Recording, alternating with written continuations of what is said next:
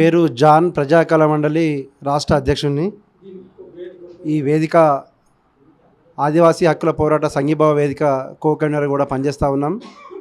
ప్రధానంగా ఈరోజు తెలుగు సమాజము భారతదేశ వ్యాప్తంగా ఈరోజు చూస్తున్నది, ప్రతిరోజు ఈరోజు ఈ ప్రెస్ మీట్ అయిపోయిన ఒక గంటలోనే ఏదో భీకరమైనటువంటి ఎదురుకాల్పులు జరుగుతూ ఉన్నాయి.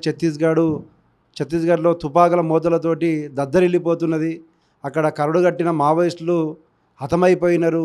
వాళ్ళ దగ్గర పెద్ద ఎత్తున మారణాయుధాలు, పెద్ద ఎత్తున ఆయుధాలు దొరికినాయి, తుపాకులు దొరికినాయి, భారీ ఎత్తున మందుగుండు సామాగ్రి దొరికింది. ఇక్కడ 10 మంది చనిపోయినారు, శవాలు దొరికినాయి. ఇంకా ఈ శవాలు ఇంకా దొరికే అవకాశం ఉందని చెప్పేసి దేశవ్యాప్తంగా ఉన్నటువంటి ప్రజలను ఒక భయోత్పాదానికి గురి చేసేటువంటి ఒక కథలు సంకలనాన్ని మనం చూస్తూ ఉన్నాం. అది ఇంతకుముందుకు మిత్రులు మాట్లాడినట్టుగా 8 మంది చనిపోయినారు, ఇంకా అనేక శవాలు దొరికే అవకాశం ఉందని చెప్పి దాన్ని కొనసాగింపుగా చేస్తున్నారు. ఇక్కడ పుల్ స్టాప్ పెట్టకుండా కొనసాగింపుగా చేస్తూ ఉన్నారు.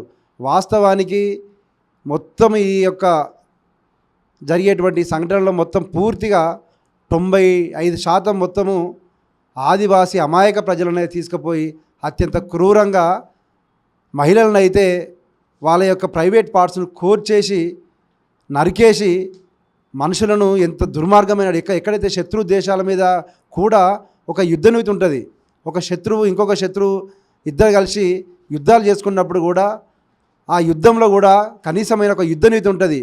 ఒక శత్రువుని చంపాలంటే ఏ విధంగా చంపాలి, ఎట్లా చంపాలనేది కూడా వాళ్ళ యొక్క యుద్ధంలో ఒక యుద్ధతంత్రాలు ఉంటాయి.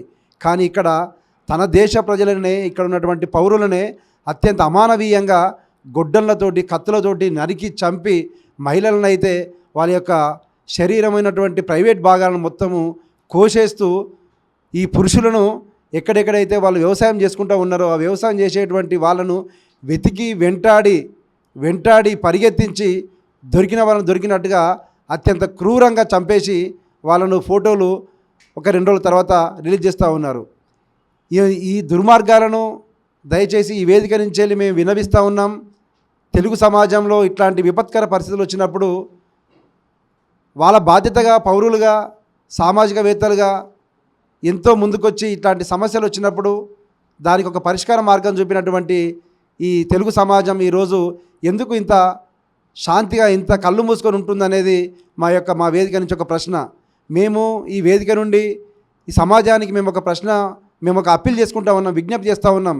ఇక్కడ పత్రికా యాజమాన్యాలు ఉన్నాయి, పత్రికలో పనిచేసినటువంటి సీనియర్ జర్నలిస్టులు ఉన్నారు, ఇక్కడ పత్రికా సంపాదకులు ఉన్నారు, వీడియోగ్రాఫర్స్ ఉన్నారు, విలేకరులు ఉన్నారు, స్టేట్ రిపోర్టర్స్ వీళ్ళందరూ ఉన్నారు, యూనియన్ సంఘాలు ఉన్నాయి, జర్నలిస్ట్ యూనియన్ సంఘాలు ఉన్నాయి.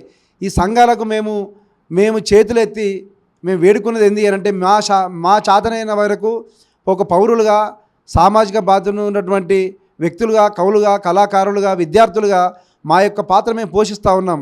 కానీ మా శక్తి మాకు సరిపోవట్లేదు. ఇంకా మీరు ఇక్కడైతే బాధ్యతగా ఉన్నటువంటి విద్యార్థి సంఘాలు ఉన్నాయి, మేధావి సంఘాలు ఉన్నాయి, హక్కుల సంఘాలు ఉన్నాయి, తర్వాత పత్రికా విలేకరుల సంఘాలు ఉన్నాయి, జర్నలిస్టు యూనియన్లు ఉన్నాయి, అనేక రిటైర్డ్ జడ్జీలతో ఉన్నటువంటి మేధావులు ఉన్నారు, ప్రొఫెసర్లు ఉన్నారు.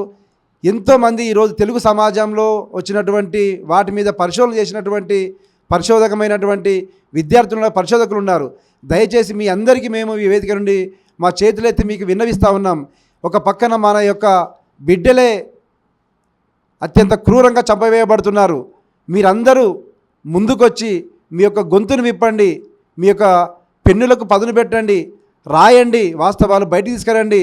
ఇదే కాకుండా ఈ జరుగుతున్నటువంటి ఈ క్రూరమైనటువంటి అన్యాయాలను అధ్యయనం చేయడానికి మీరందరూ కలిసికట్టుగా అందరూ మీ తెలుగు సమాజం నుంచి వెళ్ళి దండకారణ్యంలో ఛత్తీస్గఢ్లో జరుగుతున్నటువంటి నరమేధాన్ని అధ్యయనం చేయడానికి పత్రికా సంఘాలు కానీ, జర్నలిస్టు సంఘాలు, రిటైర్డ్ జడ్జీలు కానీ, ప్రొఫెసర్లు కానీ, విద్యార్థులు కానీ అనేక సంఘాలు ఈరోజు ముందుకు వచ్చి ఛత్తీస్గఢ్లో జరుగుతున్నటువంటి నరమేధాన్ని అధ్యయనం చేయడానికి ఒక నిర్జనిద్రణ బృందాలుగా మీరందరం కంకణం కట్టాలని, మీరంతా గొంతు విప్పాలని ఈ ఆదివాసీ హక్కుల సంఘీభావ పోరాట వేదిక నుంచి మీకు మేము విన్నవిస్తున్నాం, విజ్ఞప్తి చేస్తున్నాం, మొరపెట్టుకుంటున్నాం. మాకు మీ గొంతు కలపండి, మాకు మీ యొక్క తోడు కావాలని మేము మరొకసారి విన్నవిస్తూ ఉన్నాం.